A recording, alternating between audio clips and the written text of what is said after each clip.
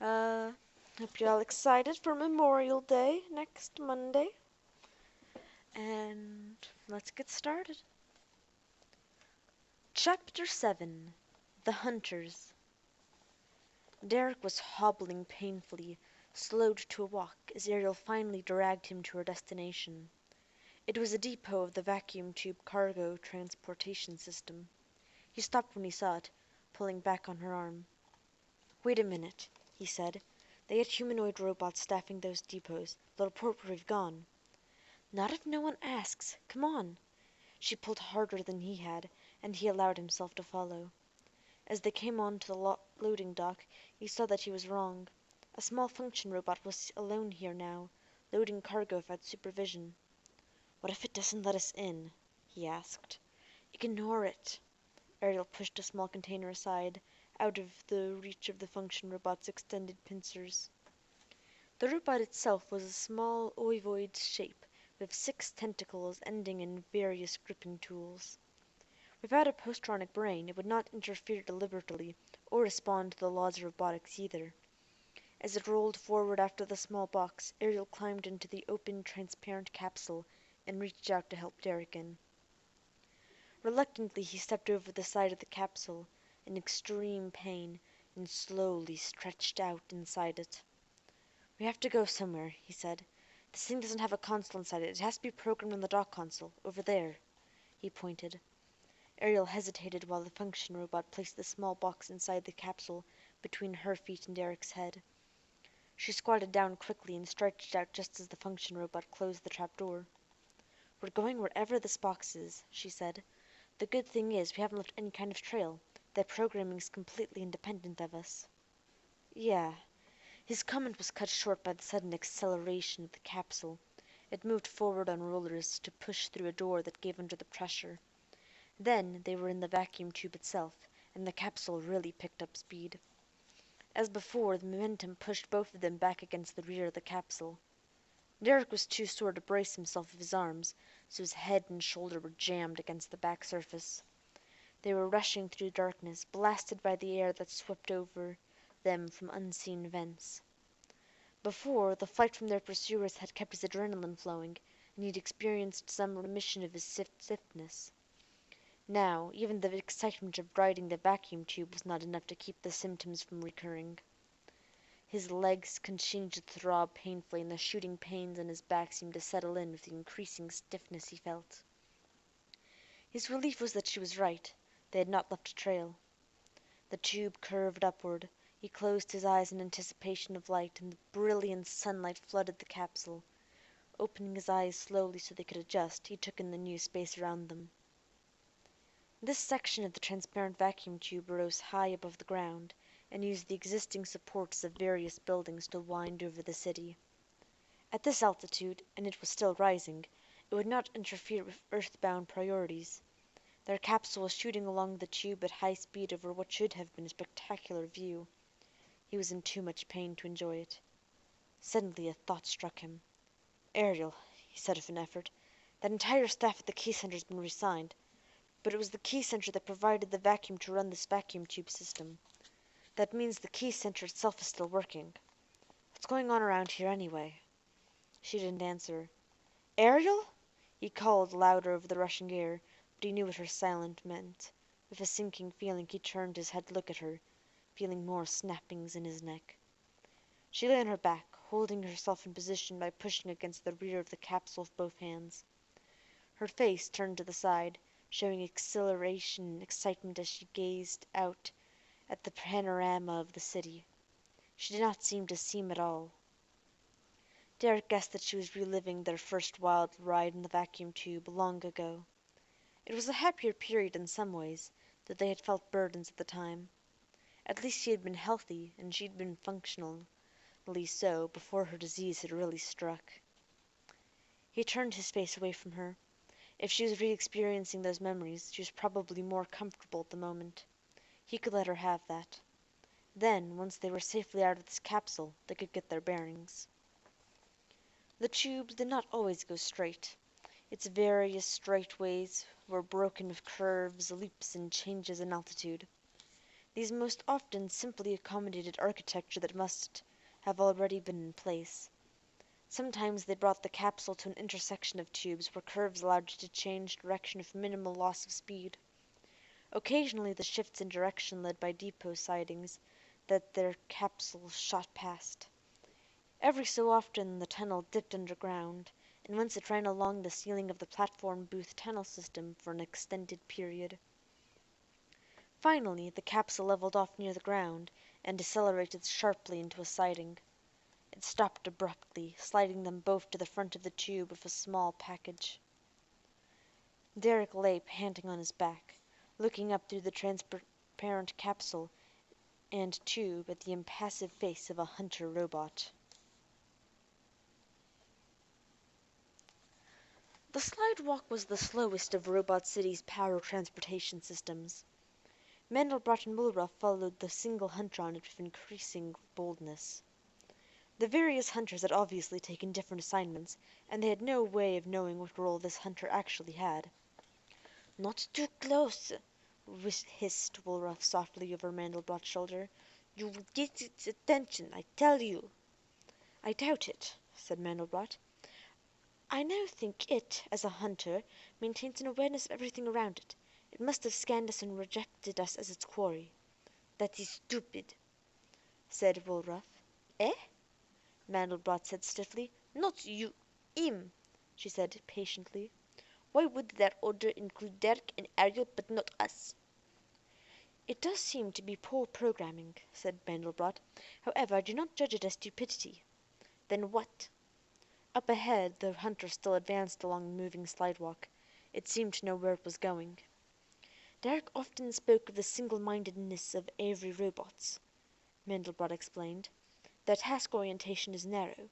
If the central computer or the supervisors, or even Avery himself, learned of the presence of Derek and Ariel, perhaps the order to the hunter specifically named them and did not extend to anyone else." Woolruff shook her head at the hunter ahead of them. "Is stupid. Good for us, but still stupid." Ahead of them the hunter moved on.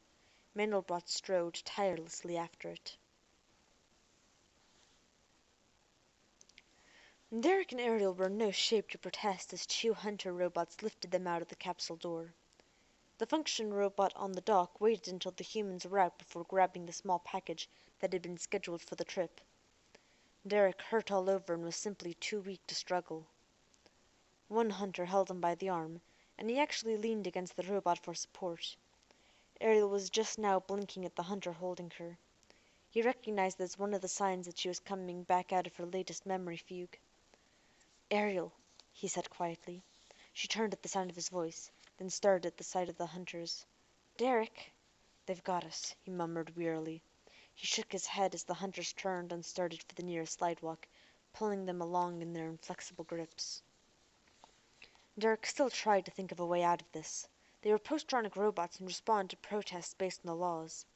From past experience, however, he also knew that they had been programmed to detain and arrest humans without harming them. He could argue, but he didn't know how to win. Besides, he was just too tired. Derek stumbled several times, forcing himself to keep up with the hunter. Finally, the hunter lifted him bodily and carried him, not out of concern, but for efficiency of travel. The other hunter lifted Ariel at the same time. The hunters turned to ride the slidewalks, and Derek found himself facing Ariel. "How did they get us?" She mouthed the words silently, with a quick glance at her captor's head. "I don't think they care if we talk," he said aloud. "I'm guessing now that some other hunters started by questioning the tunnel system computer. That gave them the coordinates of the tunnel stop where we got off the platform booth, as I was afraid might happen. From there they must have used heat sensors to track us along the street and to the vacuum tube depot." "But the capsule and the vacuum tube drove so fast. How did they get in front of us?" "They must have found out which depot that package was going to and called ahead to have these guys waiting for us." "After that long ride," said Ariel, "you make catching us sound so simple." "Apparently it was," he said ruefully. "They've got us," she said in a voice that cracked. "Derek, look out! They're right behind us in the conduit." Derek stared at her in a resigned worry as she entered another displaced memory episode. This one must be from the last time the hunters had tracked them down and captured them, when they had tried to run away through the maze of underground conduits in the city. The vacuum tube hadn't worked any better. He ached all over. Having the hunter carry him was almost a relief after the effort of escape. Ariel was squirming and protesting in the grasp of the other hunter, but she had no idea of where she was or what was happening now. He closed his eyes and tried to relax. The hunters only rode the slidewalks a short distance. They were soon intercepted by a large function robot in the shape of a transport truck. The hunters mounted the open back of the truck, still carrying Derek and Ariel. The switch to the truck woke Derek up, and he watched the city pass by as they rode. Ariel was now silent, her eyes closed. The city streets seemed depopulated to him, at least to compare to what he remembered from their previous visit to Robot City. Maybe, he thought, the city had expanded faster than the robot population, causing the robots to spread themselves thinner over the whole planet. He glanced at Ariel periodically with growing concern. Her episodes seemed to occur more frequently under stress. That might mean she was getting worse, not better. The truck stopped several times to pick up other hunters from the slidewalks. Now that the search was over, they would probably be taken to a storage area or something. They were all unusually tall for humanoid robots, with expansive torsos.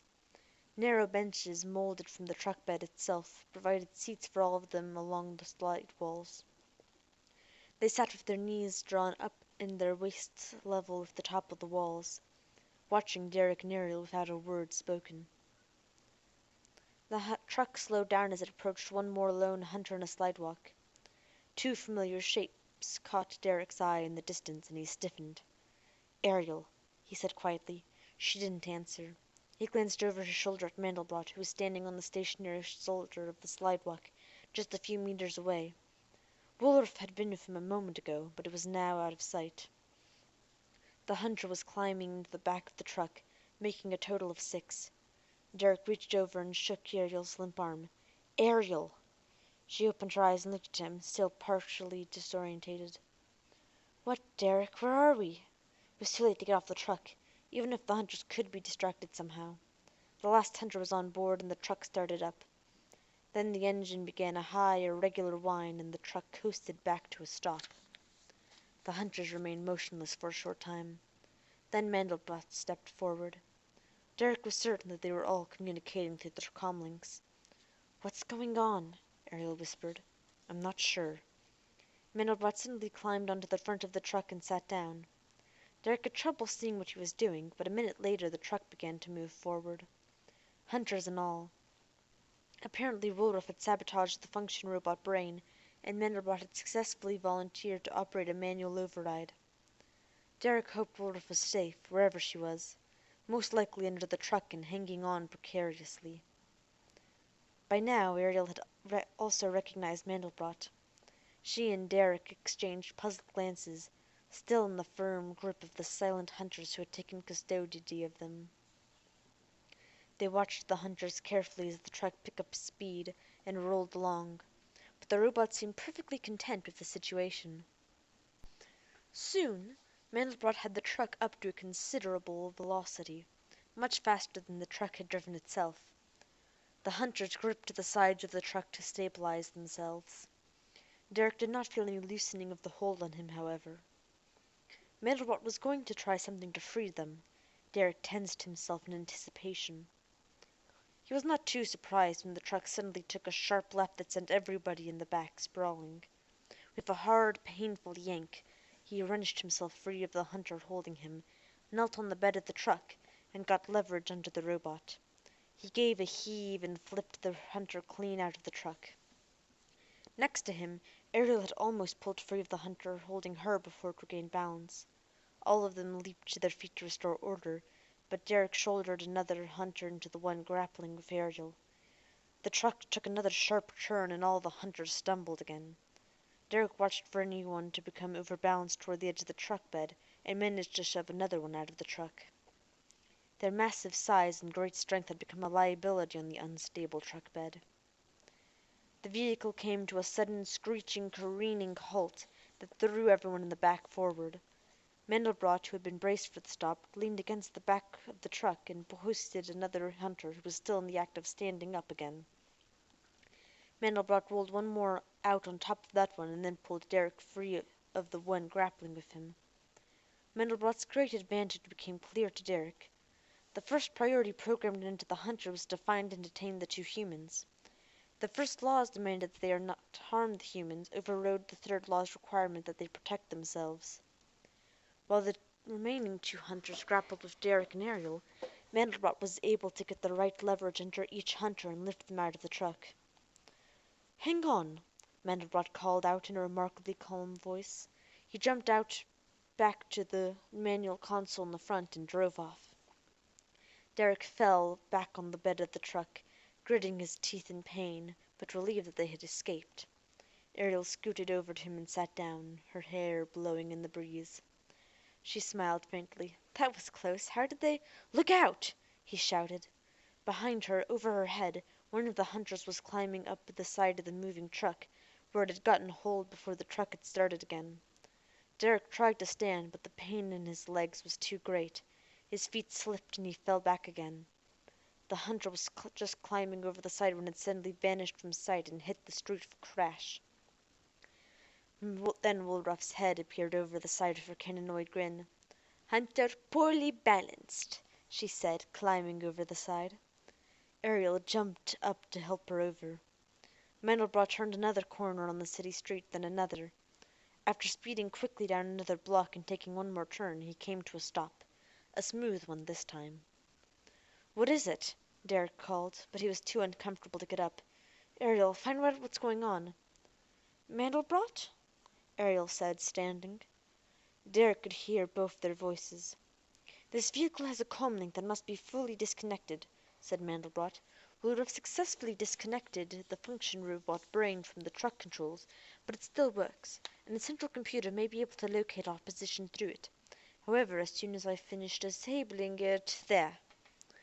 Derek heard a heavy object hit the pavement alongside the truck. "The truck is now comlink invisible," said Mandelbrot. "We cannot be tracked through it. We are free to move about." He sat down at the console again and drove off.